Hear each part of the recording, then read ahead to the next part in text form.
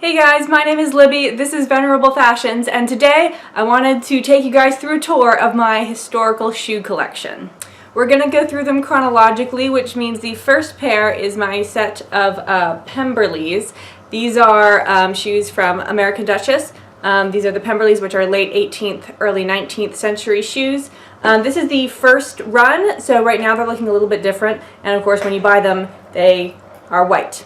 I painted mine this teal color, and I also added the tassel, which is a thing you see a lot on late 18th century shoes. And this sort of buckle thing is actually just a D-ring, and I've taken a bit of thread, or you can't actually see that. I've taken some of the embroidery floss and just run it from top to bottom on the D-ring, and then sort of threaded the tassel under, over, under to get it to stay, and then glued it onto the shoe. The next ones are some Regency Flats, which I actually just saw at Target, and they were like surprisingly historical, so I decided to get them. These are sort of my more crappier rough and tumble Regency shoes. I wear these if I'm like actually going outside. But they have the pointed toe, and they have the little tiny heel, and they have laces across the front. Now this is done with just sort of a shoestring. I probably need to replace that and get like an actual ribbon. I'll do that eventually. Then I have my other American Duchess shoes. These are the Highbury Boots. These are also Regency, so sort of 1800 to 1820. They're made of sateen, cotton sateen. There's lovely tan. Some people have dyed them, but I actually like this color. It's neutral, goes with any dresses I might care to make. And when I first got them, they were actually like super tight, and I was like, I'm never going to be able to get this onto my foot. But what I did was I loosened all of the laces and sort of crammed my foot in there. And then within half an hour, the shoe had like relaxed around my foot. So if you get this and it feels too narrow, it'll soften up once you actually start wearing it.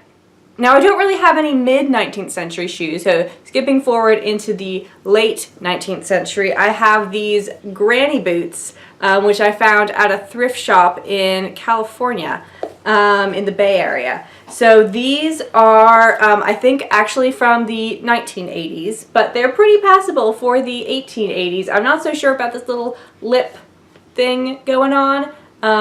But when I'm hiding them under a skirt, nobody sees. I also have laces up the first half and then hooks that you hook the thread onto or hook the laces onto for the top half of the lacing, which I don't think is like the most accurate thing for historical shoes, but again, hiding them under the skirt. So these work for sort of 1880s to 1910s. Then we have the shoes that I've owned the longest. I got these even before I started doing historical costuming.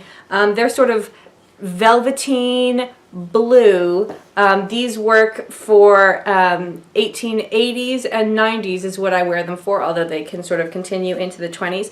Got that long pointy toe and the sort of curvy heel. And then on the front they lace together, and there's a bunch of sort of intricate self-fabric decor going on. And the latchets reminded me slightly of something you'd see in 18th century shoes. And as we all know, the late 19th century was having a sort of 18th century revival.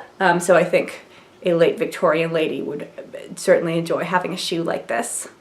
Next we have my reliable all-around brown Oxfords. I got these at Goodwill where I live.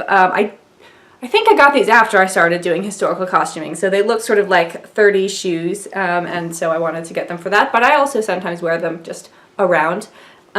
These work for sort of 1910s into the 30s. The heel is not quite right. It's maybe a little bit tall and a little bit narrow, especially for the earlier years, but close enough, and they are super comfy, and they were like $8, so score.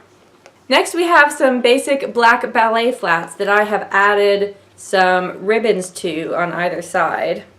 I originally got these to be sort of 1830s, 1840s shoes. They're not quite right. They don't have a long enough vamp, and it's a bit rounded in the toe. It should be a little boxier. But I didn't actually end up making anything from the 1830s or 40s. So now I use them as the shoes for my 20s bathing suit with some black stockings.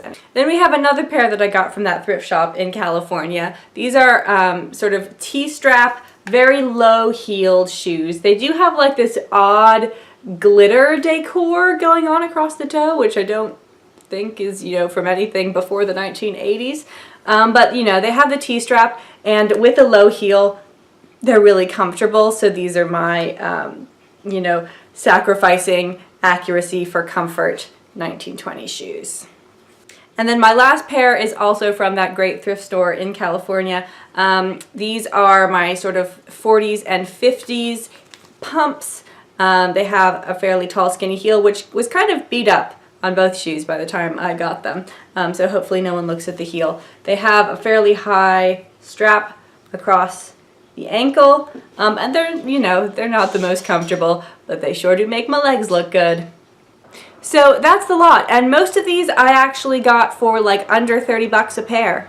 If you have any cool historical shoes that you have bought, made, or scavenged, tell me about them in the comments, or leave me a link if you have a blog post or an Instagram or a YouTube. I'd love to check it out. Bye!